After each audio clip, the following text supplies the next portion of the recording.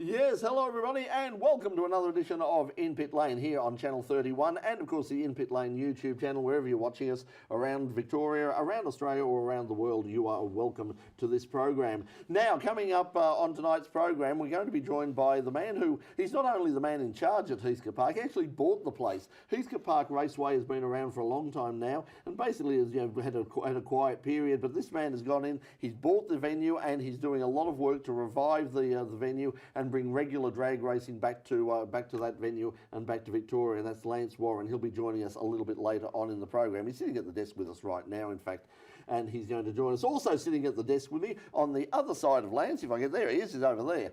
And that is, of course, Craig Doc Latigo. And Doc, welcome to you. Oh, well, thanks for welcoming. Good evening, Brett. Good evening, viewers. It's great to be back. We're getting a steady show going on now. Big congratulations to Ash Barty. It should be said, we're not just about sport here and motorsport, sport full stop. We're very proud of you, Ash, and good luck. Keep going on. Yeah, make us proud. Keep doing it. So yes, well done to Ash Barty as and well. Congratulations to the Itals in Lygon Street as well too for the Euro Cup. Yes. So yep, that's exactly. And congratulations to everybody who raced on the weekend. And talking about racing on the weekend, well, not a lot happened. It wasn't a huge weekend of motorsport, but what did happen, we're going to report right now. This is the In Pit Lane Motorsport News.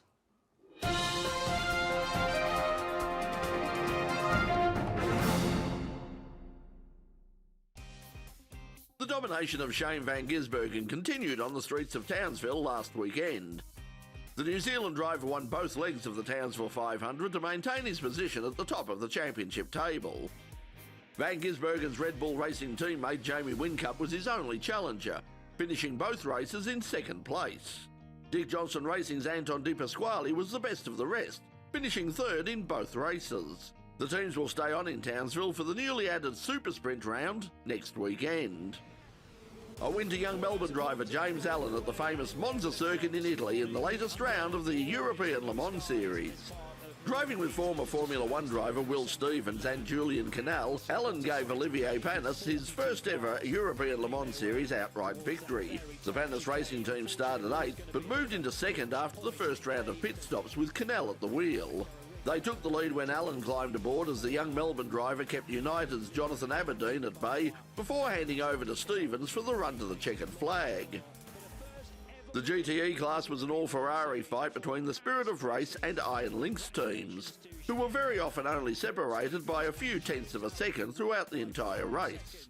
Spirit of Race came out on top, dedicating the win to absent teammate Matt Griffin, who had to withdraw from the race following the sudden death of his father.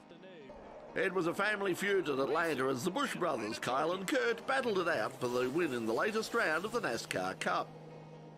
Kyle led the way and won the first stage, Kurt dominated the second stage. Then the battle for the win came down between the two. Kurt took the lead for good with 23 laps remaining, and despite the pressure from his brother, he held on to take the win. Martin Truex Jr. was third. The race had to be red flagged just before the start of the final stage to allow officials time to repair the track after the surface began to break up. One of the world's must-see motorsport events, the annual Goodwood Festival of Speed, took place last weekend. A highlight of the event is often the debut of various new cars, and this year saw a number of machines making their first public appearances. Alfa showed off its limited edition Alfa Romeo Giulia GTA and GT-AM. Only 18 will be coming to Australia, so get your order in now. The Aston Martin Valkyrie made its public debut, driven by designer Adrian Newey. McLaren showed off its latest road-going supercar, the Artura. The company also showed off this pretty open-top track day special, the Elva. This ungainly-looking device is the GFG-style Kangaroo concept, an all-electric supercar with enough ground clearance to handle even the bumpiest Australian road. Despite the name, however, the car is as Italian as the Euro Cup. A much smoother-looking all-electric supercar is the Lotus Evija, which looked very impressive as it stealthily raced its way up the hill. The Rimac Nevera showed off the torque of the all-electric car with a number of smoky start-line burnout. And is this the last of the great V12 Italian supercars? Lamborghini says yes. This is the new SC V12.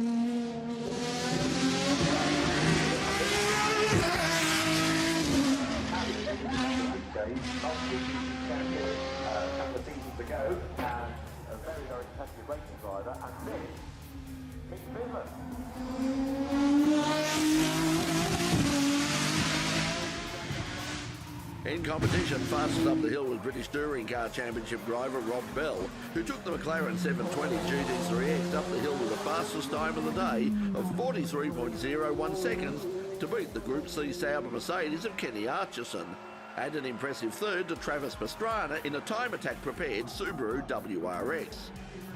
Lando Norris and Daniel Ricciardo both took turns driving the Air to Centre MP4, while English fans were treated to the rare sight and sound of the ex-gas tander Commodore in the hands of Rick Wood. The meeting also paid tribute to American stars Mario Andretti and Roger Penske, with both octogenarians making runs up the hill. Penske in the Porsche Spyder LMP2 and Andretti in the Formula 5000 Lola T332. And that's the In-Pit Lane news for the week commencing Monday, the 12th of June 2021.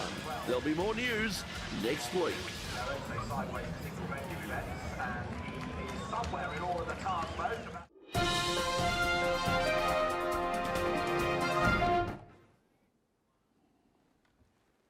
Yes, the Goodwood Festival of Speed. If you've ever had the opportunity, if you ever get the opportunity to go to the Festival of Speed, it's one of those things that you go to once in your life, really, because, I mean, over the years, no matter what year you go, there's always an amazing array of cars and drivers there. It's just a unique part of world motorsport, and just take the opportunity of going, and it's fabulous to see all those cars in action, and fabulous to see the live stream there. It is the gold standard of live streaming. That is until, of course, tomorrow. If you're watching us on Channel 31, now tomorrow, Friday, and right over the weekend, on Saturday as well, In-Pit Lane will be on hand up at Darwin's Hidden Valley Raceway for the top end nationals. We'll be providing the live stream there. Be watching. It's going to be a great weekend. Not sure the exact time, probably around 4 o'clock. We're going to be starting tomorrow, Friday afternoon, and we'll be bringing you all the action over the weekend, qualifying, as well, of course, as all of the eliminations and the finals as well. That's on the In-Pit Lane YouTube channel, on the Andrew YouTube channel, and also on the Hidden Valley Dragway Facebook page as well. So stay tuned for that. Speaking of drag racing, when we come back, we're going to be joined by our special guest. He is Lance Warren from Heathcote Park Raceway. He'll be joining us right after this break. This is In-Pit Lane on Channel 31. Don't go away. We'll be right back.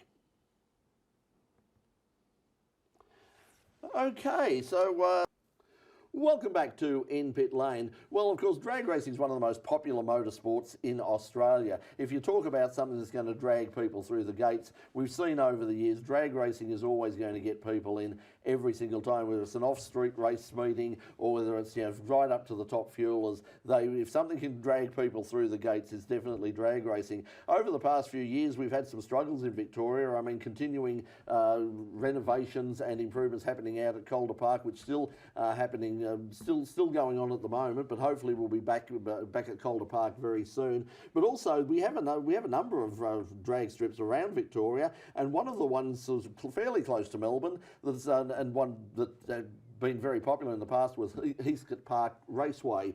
And it's been a bit quiet over the years, but our guest tonight, well, he not only sort of, you know, is the man in charge at Heathcote Park, he actually bought the thing about 6 months ago. And to find out about why he bought it, how he bought it, and what he's planning for the future, please welcome to In-Pit Lane, Lance Warren. Lance, welcome to In-Pit Lane. Thanks, Brett. Thanks for having me. Now, let's look, first of all, the Lance Warren story, just briefly. I mean, what's your background? How did you get interested in buying Heathcote Park Raceway? Look, I'm a car enthusiast, a car nut for over 30 years myself, like a lot of other people out there, and been drag racing for a couple of decades myself. I've got a couple of quick cars that last few years I've been drag racing up and down the eastern seaboard of Australia. And one thing that was frustrating me, along with a lot of other Melbourne people and Victorian people, is that lack of facilities to go racing at. And I've, for the last 10 years I've visited Heathcote Park Raceway racing myself, and I always thought to myself, someone needs to buy this place and spend a bit of money on it and fix it up, because it's got a lot of history, and it's actually got the longest track in Australia, the longest drag strip. And basically in the past it was a great facility, with a lot of history, as I said, and the big crowds and top fuel events and all of that. And lucky enough for me, I suppose, I was in a position a couple of years ago to catch up with the previous owner and talk to him about an offer, and made an offer to him, and he accepted it, and we made it happen, and now it's done. So when did you take over? When did you take control of the venue? So I signed the contracts back in August last year, and it was right in the middle of COVID. So it was the hardest time to go buying anything really, and so even going out to look at the place and get valuations done and do inspections was very difficult because we were actually in the middle of stage 4. So that made things complicated. And so, but we got through that and we managed to get some exemptions to go out there and do that sort of thing. And settlement was January the 5th, so it was a long settlement there while we got the finance together. So we managed to get it over the line, and I haven't stopped. So my team and I have been working there 7 days a week. Actually, haven't had a day off yet. So people that know me know that when I get something on my mind, and I'm driven, very driven. I know how I want that track to be. I know what it can be. I know what the racers want. I know what we all need, and I'm just trying to make it happen. Congratulations on fulfilling your childhood dream then. Well, thanks very much. It's fantastic to see, especially when it's not necessarily right in the heart of somewhere. You've actually got to really provide a lot of hard work, and that's been part of the journey with you as well, if for such a short period of time. Everyone's jumped on board. You've got sponsors coming in left, right and centre. You've got the whole of country Victoria behind you. People have been coming in their droves already, still while it's in its rebuilding stage. You said it's the longest track that's basically going around the traps, but you've extended it by another 400 metres, I see, and you're going to put some double catch nets at the back of it as well. Don't stop there. No, that's it. So look, it's it's one of those things that I didn't go out thinking I'd ever own a racetrack, and looking back at some old video footage of myself racing at Heathcote Park Raceway and looking at some old time slips that I've got, it's funny to look back now that now that's my life. My background is actually I'm an IT professional, so You don't look at sitting there. Sorry, no, that's right. You're a very humble man. Well, I've suit and tie for most of my life during the day, and daggy old jeans and overalls on the weekends while I built cars and raced those around the place. And motorsport is something that's been in my family with my dad, and going to Bathurst as a kid and all that sort of stuff. So, as like a lot of Australian people, and we just love it and embrace it, and I see it as an opportunity there to do something special, and I've surrounded myself with a good team of people. I mean, I'm looking at it as not only something that I can enjoy myself racing my cars there, but providing something for everybody else. But I actually see it as a business. What a great philosophy, though. And I think it can be a business. And I did some research on the place, and I looked at where drag racing is, and and how it used to be, and the masses of the crowds that we used to have, and there's no reason why we can't have that. There's no reason why we can't go back to how it was. As you say, I mean, the crowds, we look back at things like the Nationals at Calder Park. I mean, there was that golden era where we got, over the course of the 3 days, we had over 50,000 people out at Calder Park. And you look at those photos back in the day, and even photos from Heathcote Park in the days when the Hussey brothers were racing there with the top fuels and all the rest of it. There was still big crowds. In terms of getting big crowds up there, I mean, it's not as accessible as for Melbourne people anyway. It's not as accessible as Calder Park is. It's not as accessible as somewhere like Sandown. There, it is a long way away. In terms of getting large crowds there and bringing back things like top fuel drag racing and those major sort of events. How are you going to handle those crowds? I mean, is the area sort of equipped and do they understand, I mean, in terms of just how big a crowd they could actually get once you're back in that position where you can get like a full field of, of top fuelers and pro door slammers and all those sort of things in there? Yeah, well, look, that we used to have 20,000 people there, and the roads were blocked, and there was all these logistical and issues around crowds and so on. That's all in our planning. I mean, we've got car park extensions happening at the moment. We're planning on grandstands. The community around the whole Bendigo region, regional Victoria, we've put them on notice, and I made sure even when I signed the contracts and before settlement in that 4-month period, I visited council. I said to them, this is coming and this is going to be special, and we need your support. It's not only to tell the viewers it's 2021, but you're going to take Heathcote Park Raceway, HPR, into a new age. I've seen not just talk, but you've got the plans in place to take it to a new digital level. So they can go there, rock up with their smartphone, because everyone's got one these days. You can get your timesheets and slips straight away as soon as you pull around the corner from the track, before you even take your helmet off now. That's right. There's an app going on as well, though, too, isn't there? So it's going to be membership as well, though, too. I've seen the packages. Tell us all about the app, the technology, the time slips, there's going to be new timing. there's Well, everything. we might leave that for the moment. We're just about to. We're going to go to a break in just one moment. But just quickly, you mentioned before we go back onto that, you mentioned the council. Well, that's obviously a problem. How wedded to this are they? I mean, what sort of response did you get from the local council? I mean, and are you confident they're going in long term? I mean, we've seen at Wakefield Park just recently, and also just today, as we record this program, a well-known kart track on the Gold Coast basically closed down as of today because of complaints from about 3 people who moved into the area. I mean, lot of conservatism. are they right behind you for the long term? Yeah, they are. In fact, we had council out today. So we actually had inspection today. We had the noise control people out. We had food safety out. It's not just the motor racing side of it. It's the whole package. Noise, garbage collection, food safety, everything we're working on. Well, when we'll get back onto that. We'll also talk about that app and all the rest of it coming up. But right now, we're going to take a break here on Channel 31. When we come back, we're going to be joined once again by Lance Warren, and also we're going to take you out with some music from our special guest, the Dead Pharaohs. You're watching In Pit Lane. Don't go away. We'll be right back. The show may be over, but the motorsport chat continues with Full Course Yellow, the In Pit Lane after party.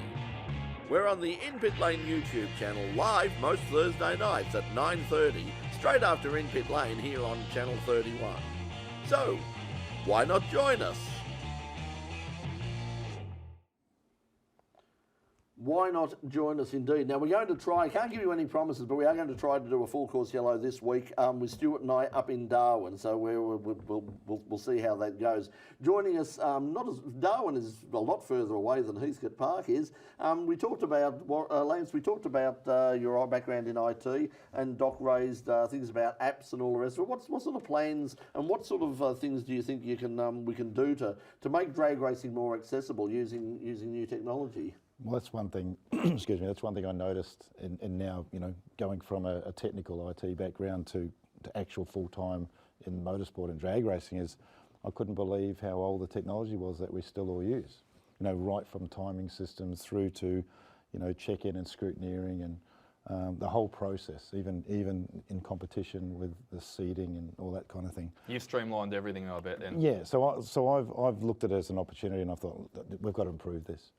So I've actually, with the help of some key players in my team, who are technical background as well, put together, we're designing at the moment and testing complete replacement timing systems, full QR code type style check-in process, which integrates into our membership program for our members. And so it'll streamline the whole process from coming into the gate to seeing what your PBs were. You have access to the leaderboards, or your slips. You can pull up slips from out in the cloud, and you'll get your time slip on your phone at the end of the track when you come back, or whatever. Just basically take that whole side of the technology side of it back into this century. If there's anything at all that can be done that could help us get timing into our live streams and to the television, because at the moment, I mean, as you say, it really is surprising when you have a look at the technology and you go, oh wow, they're running on Windows XT or something. Well, yeah, it's even worse than that. I mean, to tell you the truth, the system we're using, which is the most prevalent, most commonly used timing system in the world, 90% of all drag strips in the world, very expensive system, very reliable, but based on 1980s technology. So it runs a beta version of Microsoft of MS-DOS, 1985 version. I know. We've Brett and I have used it. Yeah. We haven't got much time left, so we've got to quickly cover a couple of things. You've got all bases covered as well, though, too. Membership packages. You're wearing the gear now as well, though, too. You've pulled out all stops, haven't you? Yeah. Well, look, the other thing too is that we've even our domain for our website. We're redeveloping the website at the moment. It's all going to be integrated into this technology we're talking to you about. But that's hpr.family. So we see drag racing as a real family-orientated sport. Everybody that races in it, from the kids to the mums and dads, everybody's involved in it. We want to push the fact that we're supporting that whole family-orientated motorsport, and so that's what we've based our whole social media platform and our whole website presence is around that domain.family. One last quick thing. Yeah. You're talking about family. When's the tab and the memorabilia beginning to go down the track? Come on, that's in the plans as well, though. Yeah, too. no, it is. It's so within the next 12 months. Lovely. Yep. I'll be there for the opening. Yeah, make sure you are. Well, we're looking forward to it. Congratulations! It's great to see, and as I said, I mean, you know, there are things happening out of Calder Bar. Things are moving a bit slowly. They've had some. I mean, the COVID thing, you know, really did cause all sorts of chaos. But we do have some meetings coming up at Calder Park in Adelaide later in the year as well. So you know, drag racing is hopefully booming again, and hopefully things didn't have time to cover it. Hopefully we can unite and we can bring everybody together again as well, because united drag racing could be a very, very valuable sports entertainment package here in Australia. Lance, thanks for coming in. Good luck with the situation up at Heathcote Park. And for now, thanks for joining us in Pit Lane. Thanks very much, guys. Thanks for having me. And thank you to you for watching us at home, whether it's on Channel 31 or on the In Pit Lane YouTube channel. Now, next week on the program, well, we don't have even time to tell you that. We'll let you know right now. We're going to go out with some live music, and we're going to have live music in the studio next week. So there's something coming up for you for the first time in nearly 2 years. But we were at the Mr Boogie Man Bar in Collingwood a few weeks ago, and for the Wednesday night tune-up session, and one of our bands was the Dead Pharaohs, and they're going to take us out tonight. So before we say goodbye, it's some music from the Dead Pharaohs, and this is their song Tin Shed. So from all of us here at In Pit Lane, until next week, thanks for joining us now. This is Dead Pharaohs and Tin Shed. Good night.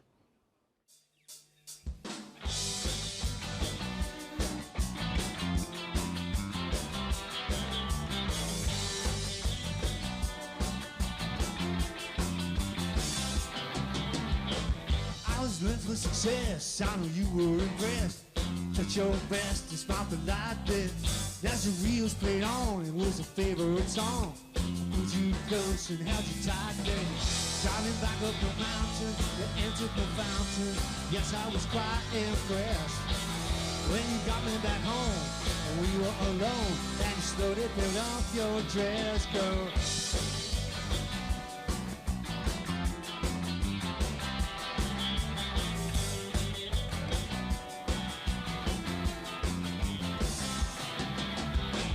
Jumping into your bed in a little tin shed.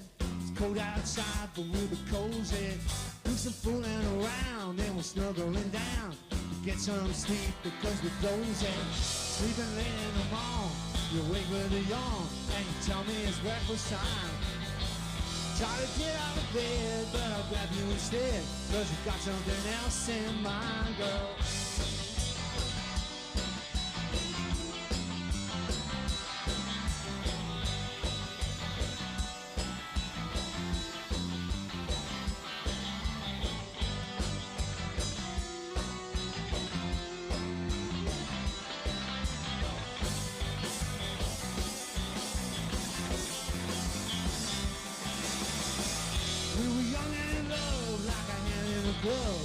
Feeling so perfectly, running around having fun on the beach in the sun.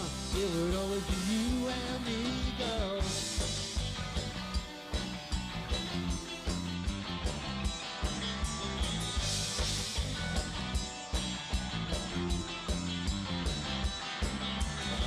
Seems just like yesterday, everything went our way.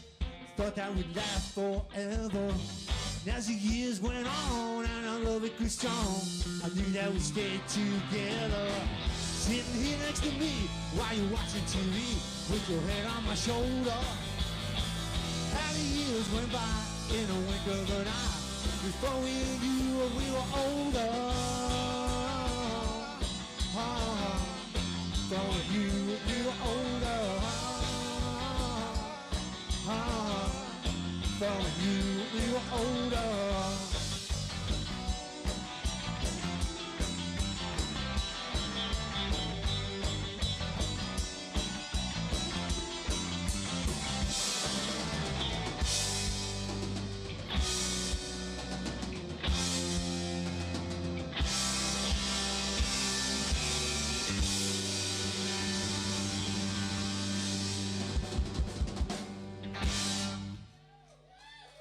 Thank you.